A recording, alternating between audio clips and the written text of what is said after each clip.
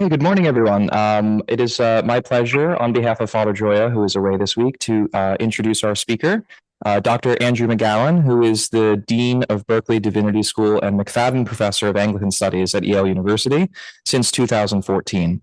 His scholarship focuses on ancient Christianity, and especially the Eucharist, food and meals, and sacrifice, and on aspects of contemporary Anglicanism. Prior to that, Dr. McGowan was a professor of historical theology and the seventh warden of Trinity College, the oldest residential college of the University of Melbourne in Australia. His books include Ancient Christian Worship and Seven Last Words, Cross and Creation, the latter of which was based on Good Friday sermons given at St. Thomas in 2017. He was formerly editor of the Journal of Anglican Studies. And without further ado, Dr. McGowan. Thanks so much. And good morning, everyone at St. Thomas. I apologize for not being with you in the flesh today. If it's any encouragement, we'll see. I expect to be with you in body and not just in spirit in a week's time when the last of these four sessions is going to take place. But my travel schedule was a bit frantic this weekend, so here I am online. Let me also wish you a happy Trinity Sunday, and the theme of the Trinity will pop up in one or two of the moments in our survey today. And if you came in late, so to speak, or even if you didn't, just let me remind you what we've been doing in the series so far. We're looking at the origins and the contents of the prayer book, of course. And in the first session, we looked at the origins of the prayer book in the 16th century at the time of the Reformation, and then in the changes that took place across the 17th century with the arrival of what is still for many Anglicans the Book of Common Prayer, the Book of 1662. But in this session today, we're looking at how the prayer book became an American book and not simply an English one. So without further ado, let's begin. Um, our our themes today are perhaps threefold. So first, we'll sort of look at the process of getting from 1662 to 1789. So if you're trying to remember any significant dates about this process, 1789 is today's significant date. Some of you will recall that is a date that comes up as of significance in the French Revolution, but 1789 is the date of publication of the first Book of Common Prayer of the Episcopal Church in the United States. Then we're also going to look a little bit more at issues of Catholic renewal in the 19th century, and then the revised American books of 1892 and of 1928. So that's our sort of script in a nutshell. What would we mean if we said an American prayer book? We could mean this in two different ways, I guess. The prayer book in America is older than any book that was composed or authorized for the church in the United States. In fact, the first prayer book of the Anglicans in North America was the book of 1559, the book that was authorized under Queen Elizabeth I, and which was authorized at the time when the colonies both in Virginia and in New England were founded. So the first American prayer book in that sense, the first prayer book used by Anglicans in these colonies as they were then, was the 1559 book. That, of course, then became, or it was rather supplanted by the book of 1662, which wasn't radically different, but which had to be promulgated because of the intervening period that had included I see my slide's gone. That's interesting. You can still hear me, I take it. Start my video. Yeah, I Can didn't hear turn you it. and we can see your screen. That's right. I didn't turn it off actually, so I'm curious about that. Anyway, so long as you can see the screen still, is that right? Yes, and we hear you fine. Great. Um, the 1662 book was necessary because of the period of the English Commonwealth and the Civil War. So both of those were American books in one sense, but the on the right-hand side of the screen you can see the key dates that refer to books that are related to the life of the Episcopal Church in particular, leaving of course the last and the current one of 1979, which will be part of what we talk about next week. So a lot of different dates we could focus on here.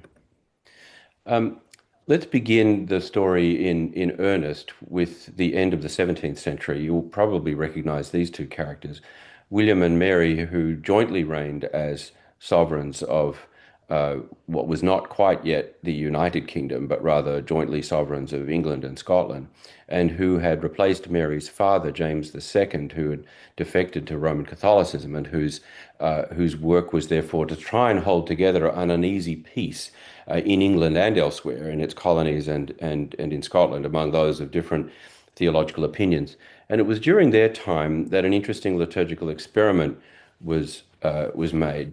The tendencies in theology in the late 17th century were as they have been right through Anglican history, really, between some more high church people, to put it in simple terms, and some more low church people. In particular, in the 1680s, this meant two groups who have names which would mean very little to most of us these days. But on the one hand, the non-jurors. Now, the non-jurors I mentioned last time, for those of you who might recall, these were the clergy, including bishops, including the Archbishop of Canterbury, who'd refused to swear allegiance to William and Mary because they had sworn an oath to King James. Even though King James himself had become a Roman Catholic, they still felt that he was the lawful sovereign and the lawful head of the church, even though his sense of what the church should be was different from theirs.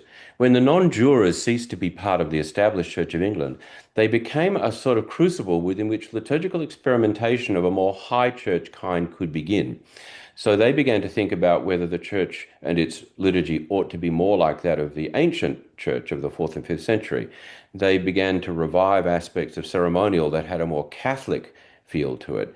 The non-jurors weren't a large group. They weren't institutionally very significant because they were a few hundred clergy and only really a few hundred parishes. But they were theologically influential because they became a sort of a free space within which people could think about liturgical change, which otherwise had to be established, through the Parliament and through the way in which the Church in England was governed, which has, of course, traditionally been very limiting. On the other hand, another group of dissenters or innovators are what we call latitudinarians. That's a few too many syllables for this time of the morning, perhaps. The latitudinarians were the sort of low church party of the time. And these were, perhaps we might say in modern terms, something like liberal Protestants. They were people who wanted to accommodate a variety of perspectives to make the liturgy less specifically Catholic, even than the 1662 book meant it.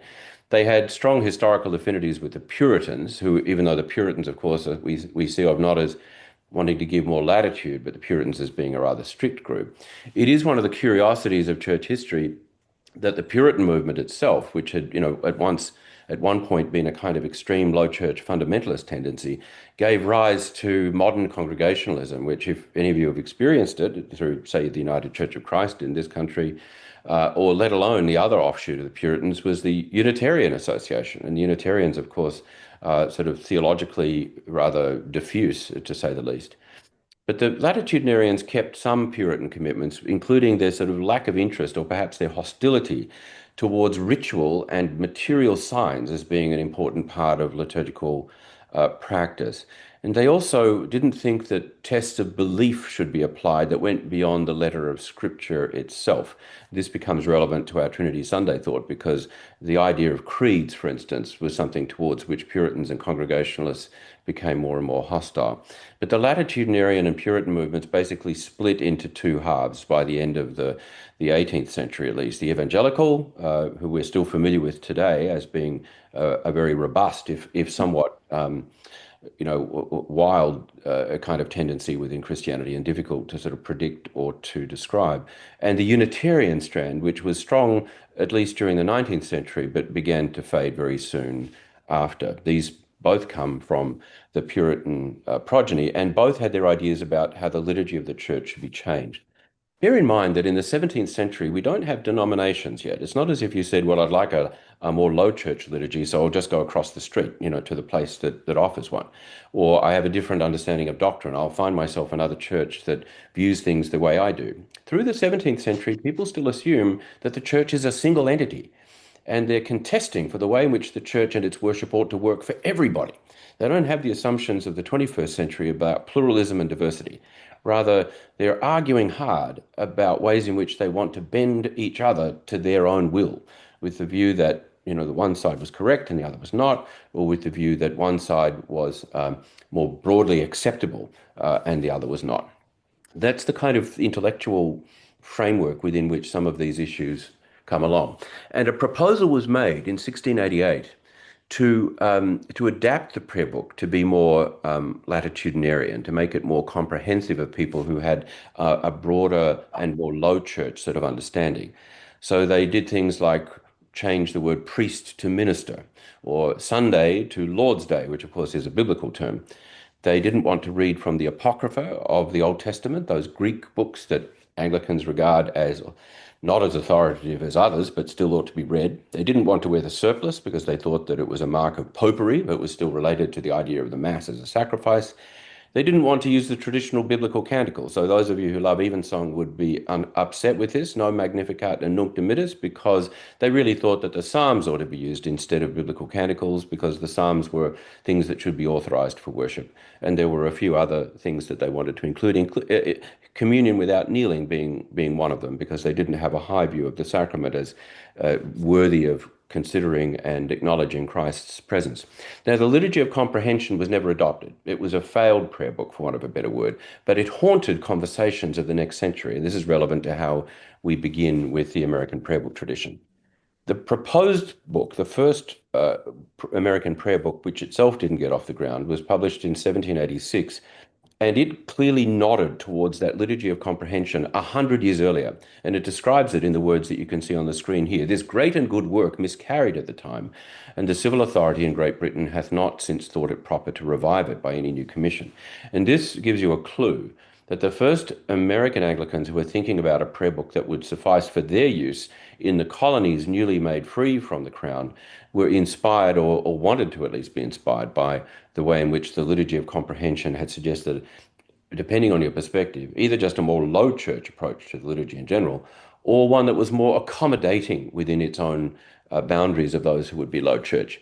Just as in the 100 years earlier, the arguments in England about how the liturgy should work didn't presume a sort of denominational diversity as we would have. Even in the colonies at the end of the 18th century, denominational diversity was seen as an unfortunate accident rather than as an appropriate or helpful diversity to allow for different people's spirituality.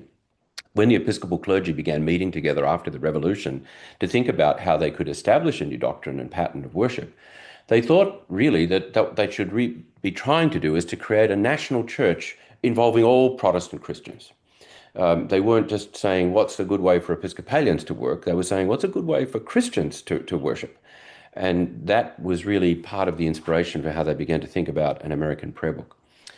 Of course, even before they could get a prayer book, they had a couple of problems. Because you can imagine that once the revolution had taken place, after 1776, the prayer book, of course, in its 1662 form, the one that they were used to, had plenty of references to the monarchy. Because, of course, prayer is mandated in the Book of Common Prayer of the Church of England, even today, for the monarch and the royal family. And this is an example in front of you from the 1780s of a prayer book that was used in Maryland, where the priest had taken bits of paper, a pen, scissors, and glue, and pasted over the parts of the litany which required prayer for the monarch and for the royal family. So sometimes the first stage of liturgical revision in the United States was done really more with efforts like this rather than with conventions and committees and so forth. Let's get our pen and paper out and just change things. You can also find books from around this period where people would have struck out not the word George necessarily. This is an interesting coincidence, isn't it? They didn't have to strike out the word George, but George our King, and then to write in, once Washington had ascended to the presidency, George our President. And those are sometimes literally corrections made in pen into copies of the prayer book that we use to lead worship. So that's a sort of an initial quick and dirty sort of phase of editing a liturgy to make it acceptable to the changed polity that the American church found itself living under by the end of the 18th century. I wonder if any of you recognize this building. Don't know whether those in the room can tell me whether you can call out, or if the microphone can be used just to convey any message to me. Is this recognizable to anyone in the room? It's not in New York City. That's no, I'm not going to.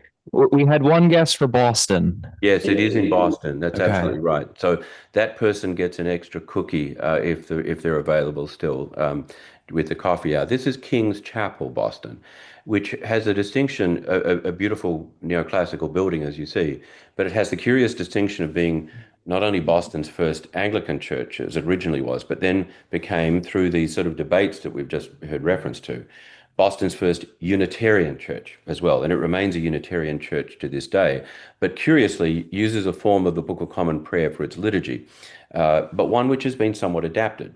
Now, King's Chapel had already achieved a sort of measure of independence. And bear in mind that, when the revolution took place, there hadn't been any bishops in the United States, and so parishes tended to be rather congregational, with a small c at least, in their polity. They did as they willed, because who was going to tell them otherwise?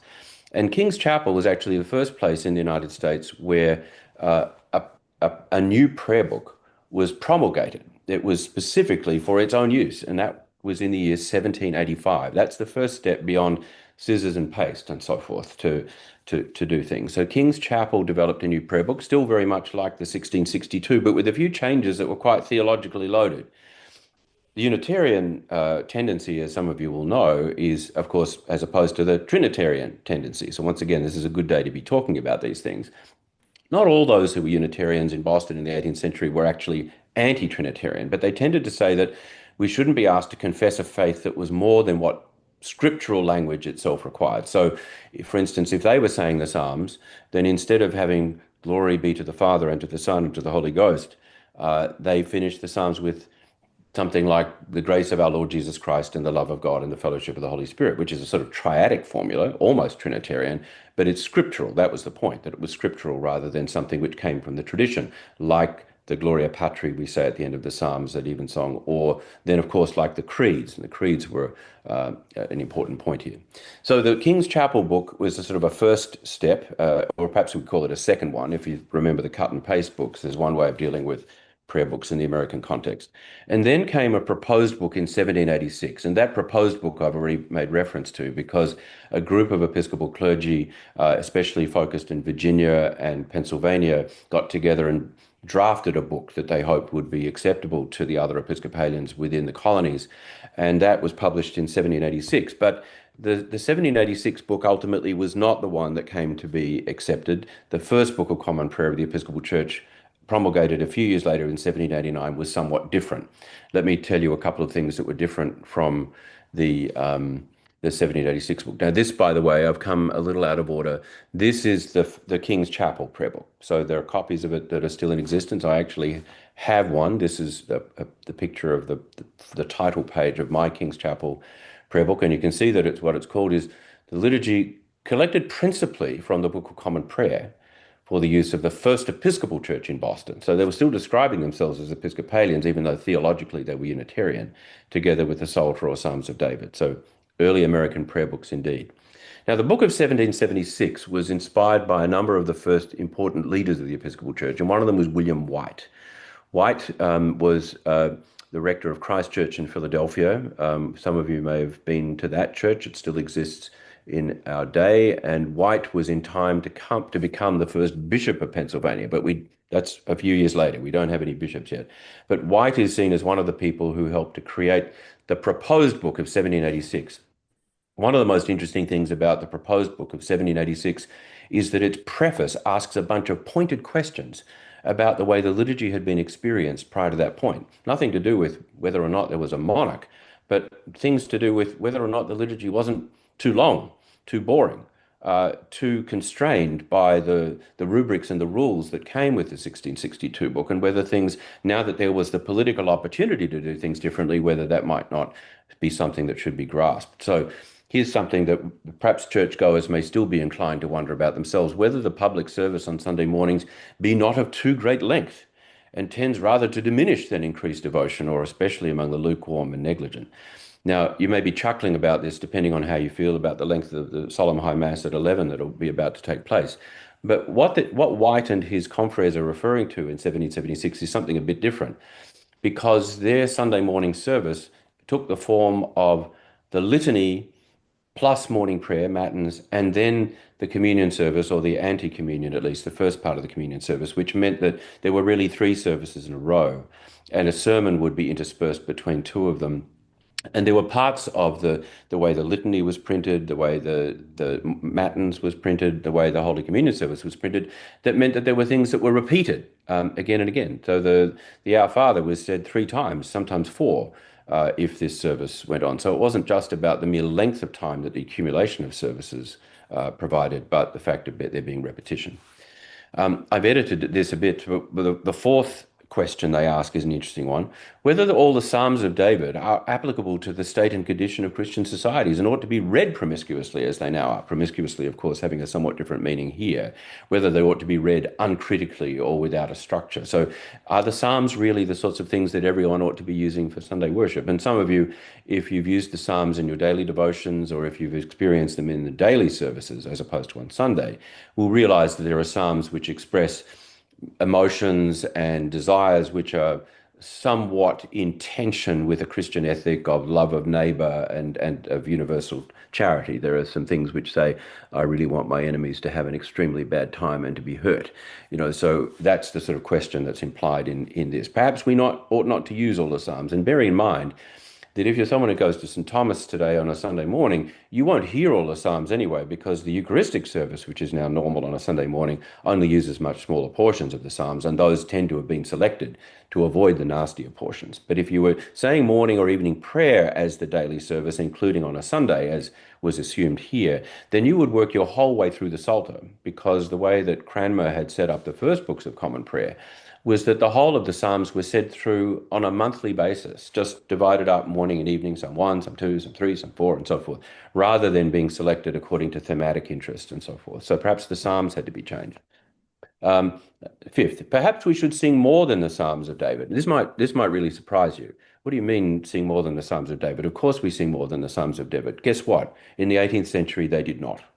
There was no established tradition of hymnody in the Anglican Church. The only things that were sung were versions of the Psalms that were set in meter.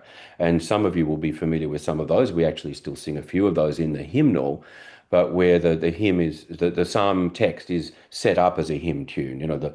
The Lord's my shepherd, I'll not want. He makes me down to lie. In pastures green, he leadeth me the quiet waters by. This sort of stuff. But that was the way in which Psalms might be sung. And they were the only hymns that were known. They wondered whether all the epistles and gospels were right or whether they should be changed. They wondered about changing the collects. They wondered whether the calendar needed to be adjusted because there were times when awkward readings landed on special days. And they wondered whether the articles of religion, which may or may not be known to many of you, but the 39 articles of religion still sit in the 79 prayer book as a historical document, but whether the confession of faith of the articles of religion ought to be reviewed a little bit. So the 1786 proposed book, the proposed book, had a few things in common with that King's Chapel Unitarian book, surprising as it might seem. Minister was substituted for priest in most places. Absolution is not used as a way of talking about the declaration of forgiveness of sins. They left out from the Apostles' Creed the line, he descended into hell, because they feared that that was misunderstood. In fact, the Christian doctrine is not that Christ descended into hell as a place of eternal punishment, but rather that he descended into Hades, a place of waiting for the departed souls, and broke the gates so that they might be free. I'm not going to mention everything here, but note that the Nicene Creed was omitted in the Holy Communion service, and the Athanasian Creed was omitted altogether. Now, I don't know whether the Athanasian Creed will get an outing today at St. Thomas, but Trinity Sunday was one of the days when theoretically and historically it was. And the Athanasian Creed is the longest of the creeds in the old prayer books. In the 1979 prayer book, it only sits in the historic documents section along with the 39 Articles of Religion. But the Athanasian Creed goes on for pages, and it's a detailed confession of faith in the Trinity. Hence the relevance for today, hence the reason it was specified in the 1662 book that it should be used on Trinity Sunday. But here there was a sense that the Athanasian Creed was a bridge too far in terms of rubbing people's nose in the doctrine of the Trinity, as it were, rather than letting them have their skepticism or the diversity of views that might exist on these matters, as seems to have been the case in the 17th and the 18th centuries. There were a few other changes from the 1662 book. The churching of women service was to be omitted. The commination, which was the Ash Wednesday service that was basically calling down divine wrath upon sin, was left out. The 39 articles were rewritten. And in keeping with the comments that I sort of shared with you earlier from the preface about the Psalms, the Psalter was sort of bowdlerized. It was cut down from the 150 Psalms of the canon into a set of 60 that were actually cut and pasted together from different Psalms, and they left out the awkward bits. So this reflected that notion that we ought to have a Psalter that was more in keeping with what an 18th century person of elevated morality and intellect thought that people should be saying in church, and not what they don't. I'm saying that with scare quotes around it because I'm personally quite grateful we have the whole canonical Psalter for our use. But you can see what the sort of sense, the inspiration of this was. Now, The 1786 book failed for reasons that are perhaps already implicit in things I've said, namely that some of those changes were simply seen as too radical, too low church, making too many concessions to Unitarians, making too many concessions to low church Protestantism or whatever form. And the person who, in the history of the Episcopal Church, really represents the resistance and then the success of a different prayer book, the one that was actually adopted in 1789, is this man, Samuel Seabury. Seabury, of course, became the first bishop in the Episcopal Church when he went to the Church of Scotland, the Episcopal Church of Scotland, that is, the group of non-jurors in the church there, and sought episcopal ordination with the support of his clergy here where I'm standing in the state of Connecticut. And Seabury has come a bit back into public view as an unhappy and uncomplimentary sort of character in the popular music Hamilton, which some of you may have come across. But Seabury was an interesting character. He was born at Groton, not far from here. He graduated from Yale, which is not only not far from here, but even where I'm standing. He went to Edinburgh to study medicine, and he was ordained after that. So those things were not incompatible. And during the Revolutionary War, he was a Tory. He was not in favor of the revolution, but he accepted the outcome of the Revolutionary War and thus became a leader in the Church of Connecticut. And then in 1784, just a little before these events of the first prayer book, went to Scotland and was consecrated as a bishop there, and then came back to the United States. After that, William White became the second, and he died in 1796. But Seabury is in some ways, perhaps, he wasn't the only person connected with the 1789 book, but he was perhaps the figure whom we associate with it symbolically. So the prayer book of 79 had some interesting changes. Now I'm going to go backwards here for a minute. We've talked a bit about the Trinity as one of the themes for today. And those of you who've been at these sessions before will remember that among the many things in the prayer book, that what we focused on in the previous sessions was the structure of the Holy Communion service, which of course is the way many of us experience the prayer book most often in our Sunday mornings. The first prayer book, the first book of Common Prayer, had a service of Holy Communion, which actually would seem very familiar to many of us now. And this is just an outline of how the Eucharistic prayer worked, how the service went after the offertory. The sursum corda is that lift up your hearts dialogue. The preface is, it is very meet, right, and our bounden duty. The Sanctus, you know, is where we sing, or the choir sings, holy, holy, holy, or in Latin, Sanctus. Then the prayer for the whole state of Christ's church followed, and then there was a consecration, meaning the recitation of Jesus' Last Supper story, with the epiclesis, which is the way in which the Holy Spirit is invoked for the transformation of the gifts of bread and wine. After that, a prayer of oblation forms part of the Eucharistic prayer. And then notice, and this is really my point here, that it takes quite a lot to get to the point where you actually receive communion. We say the Our Father. The greeting of peace is exchanged at this point, not quite in the modern sense, but it was technically exchanged among those who were ministering in the sanctuary. Then the confession of sin only after the consecration has been effected.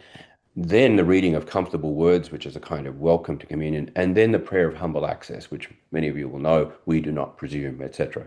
But notice how far from the end of the sort of actual consecration proper, the act of communion happens. And once this 1549 prayer book was published in that way, it came under immediate attack from the low church Puritan tendency, who thought that when communion is celebrated, people just ought to eat it straight away and not have all these other intermediate prayers and practices, which could perhaps lead, and this was their great fear, could perhaps lead to an understanding that the sacrament was being venerated, because it was the absolute commitment of the low church people that while the sacrament could be celebrated and participated in, that we must not worship Christ in the sacrament, because he wasn't really there as far as they were concerned, not in any sort of corporeal way. So when the prayer book was first re-edited in 1552, still by Thomas Cranmer, things were changed quite radically. And the confession was moved to before the Eucharistic prayer, so were the comfortable words. And then while we had the opening dialogue and the preface and the Sanctus, and the prayer of humble access was included there. Then we go to the words of consecration, who on the night he was betrayed took bread, brake it, gave it to his disciples and said. But then the communion in the 1552 book, and then following it in the 1559, and even today in those who use the 1662 book, the communion takes place immediately after the words, after the cup, Do this as oft as ye shall drink it in remembrance of me. Boom. And that's it. So it's almost as if the communion takes place within the body of what had been a Eucharistic prayer before. And the 1662 service has been much criticized itself for being such an expression of that kind of low church understanding that there shouldn't be veneration of the sacrament. Now, this is all significant to us because when the first prayer book of 1789 was promulgated, the Eucharistic prayer was changed. It was changed quite significantly. And it was changed in such a way that it made it much more like the way the Scottish church, the non-juring church, had been able to change their prayer book away from the 1662 pattern back to something much more like that of 1549, which reflected the sort of low church, now reflected the high church sensibilities that were expressed in 1549 and not the low church sensibilities of 1662. So the 1789 book, the Eucharistic Rite, goes like this: the confession, the comfortable words, the sursum corda and the preface and sanctus, the prayer of humble access follows, then the words of consecration, including an epiclesis, an invocation of the Holy Spirit, including and also an oblation, where we offer unto thee ourselves, our souls and bodies to be a reasonable, holy, and living sacrifice.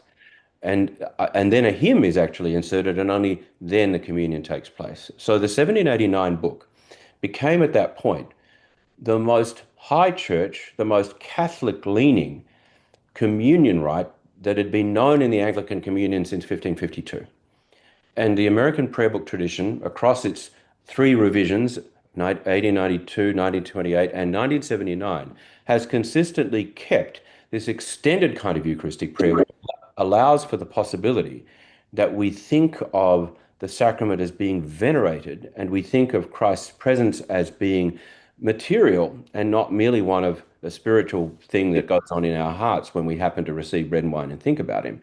And that, in fact, is a much more Catholic doctrine of the Eucharist than the 1662 Book of Common Prayer of the Church of England could ever possibly be thought to express. Now, this is the most sort of remarkable historic thing about the American prayer book tradition. And it came in part because Seabury himself, when he'd gone off to Scotland to be episcopally consecrated by the non-juring bishops in Scotland, had been urged by them to consider the model that went back to the 1549 prayer book and that more Catholic and more high church understanding of how the communion office should work. The first American prayer book of 1789 was published in a whole variety of forms. So unlike, for instance, either the 1928 or 1979 books with which you may be familiar, you could buy it from different booksellers and from different printers, and it didn't always look the same, and the page numbers were not consistent. That's something that only happened with the book of 1892. So there are editions of the book of 1789 that were made gradually by different people as demand came and went, but they weren't physically identical. Let's jump into the 19th century for a minute now, or perhaps, what I might actually do is pause here in case that rather rushed tour of how the Americans got their first prayer book has left people with any particular questions. Can I invite anyone, and those in the room who have custody of the mic, could make sure that we get that done in a way that I can hear anyone. I'll only count sort of 20 seconds or so to give you that opportunity, because I've got plenty more to go on with for good or real, fearsome as that may be. But has anyone got a question about that early American prayer book tradition? Thank you, Dr. McGowan. Does anyone have a question? Anything online, Avery? Oh, I have a question. This is Wesley. Andrew, it's just amazing to me that that the colonies, so to speak, the new republic here, the Americans, they went with this very high church version. Yeah, it's amazing that they were persuaded to go that route.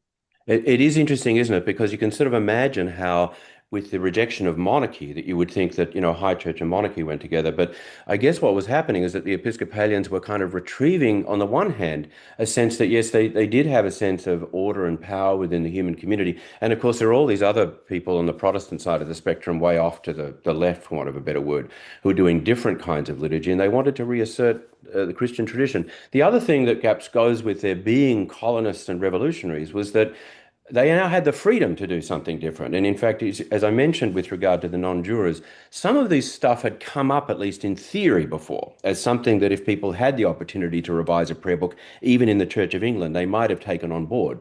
So it was actually the independence of the church in the colonies that gave rise to the possibility of implementing ideas that people in some other parts of the world would have loved to do as well. And you also saw, in fact, that the Scots, because the Scottish Episcopalians were not in an established church, that the Scottish Episcopalians had also managed to pull in that direction. So yes, it's a remarkable thing. And I personally, I won't pretend that I think it's something for us to give thanks for. But of course, theological opinions vary. Nevertheless, you're absolutely right. It's a remarkable set of circumstances.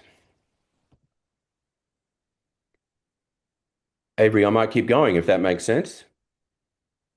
That's good. There's no questions in the room. Thank you. Okay, so back to the next part of the story. So we've talked about the passage tonight to 1789.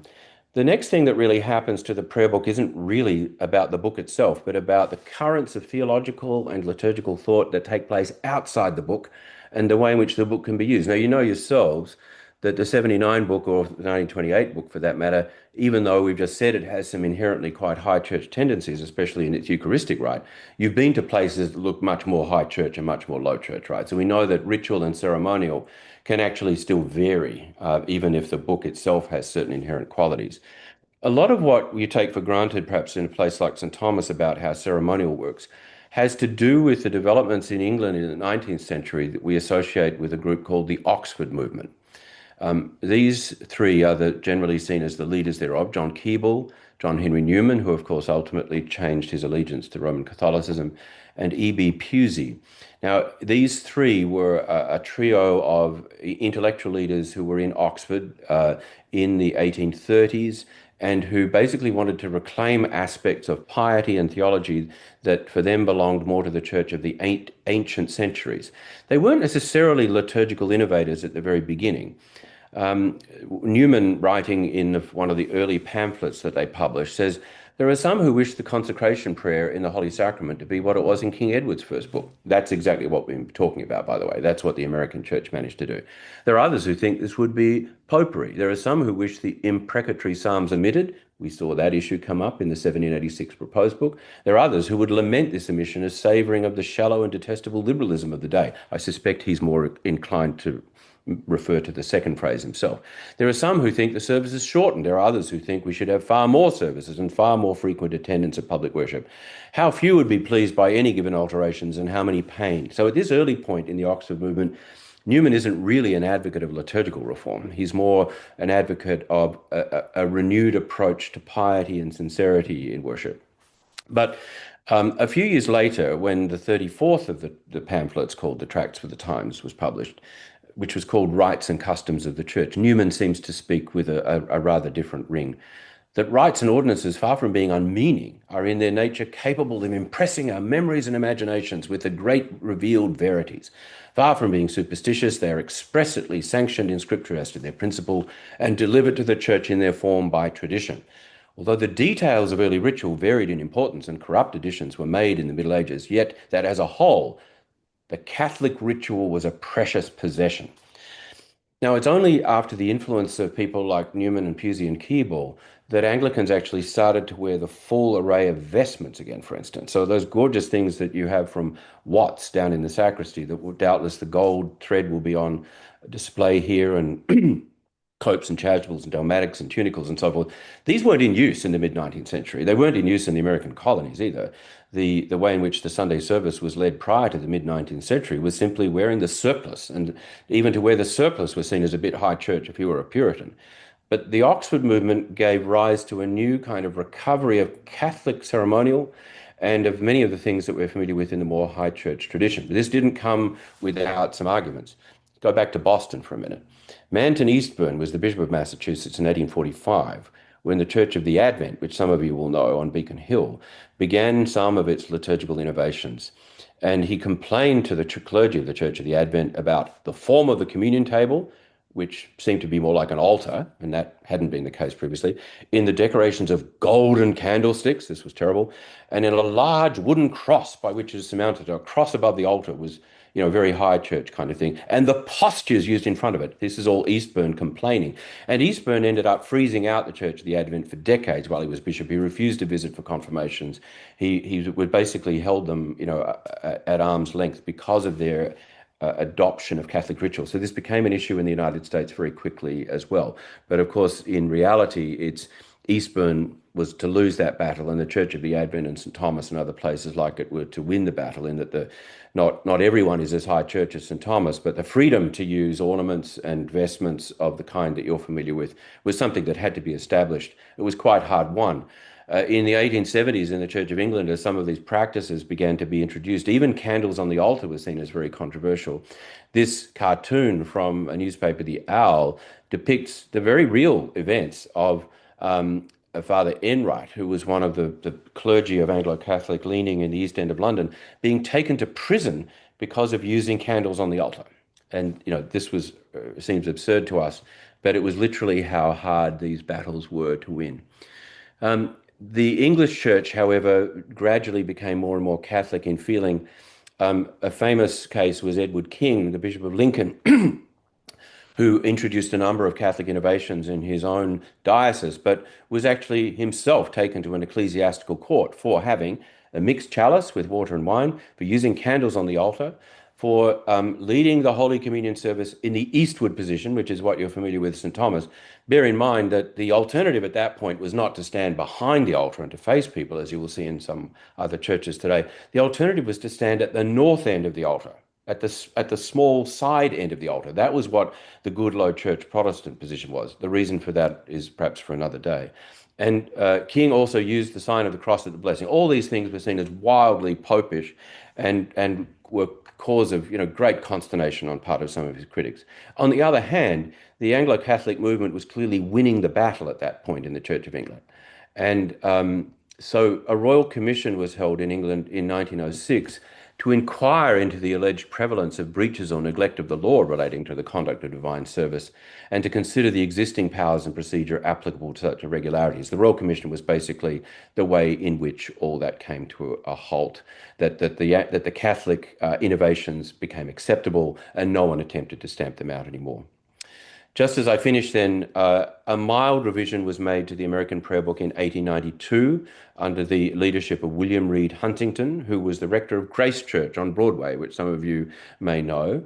Huntington was one of the great figures of the 19th century. He is the author of what we refer to as the Lambeth Quadrilateral, the idea that the church itself is defined by the use of the scriptures, of the creeds, of the sacraments, and of the historic orders of ministry. I'm not going to worry too much about that, but let's go to the 1928 book. And so this book is familiar to many of you. This is a beautiful copy that was set up with the help of J.P. Morgan, who was a great Episcopal churchman and, of course, had connections with St. Thomas. Such a beautiful artifact, as you can see, and with careful use of typography, a sense that the book was an aesthetic gift. And a few changes of the 1928 prayer book took place. The visitation of prisoners, which had been in the old book, was gone. Baptismal rites were combined, so there would just be one. The communion service was adapted in a variety of ways, with some things being moved around, but not so as to change the fundamental that we saw introduced in the 1789 book. The marriage office was changed so that obey was removed from it to create for the first time parallel vows between husband and wife. And that was also going to be proposed in an English book of 1928. But the English book that was proposed to Parliament failed. And some of you may be aware that, so when we talk about the 1928 prayer book, it depends on which accent you have and which continent you're on, whether you mean the American book that was adopted or the English book that wasn't, but which nevertheless came into quite broad use after that point. My thanks for your company, even if it was virtual. And we might go a little more slowly next week when we talk about 1928 to the present, and I'll be with you in the flesh, those who are able to be so. And my thanks for your presence and your companionship today. A happy Trinity Sunday, and a good celebration to those who are going downstairs for that now.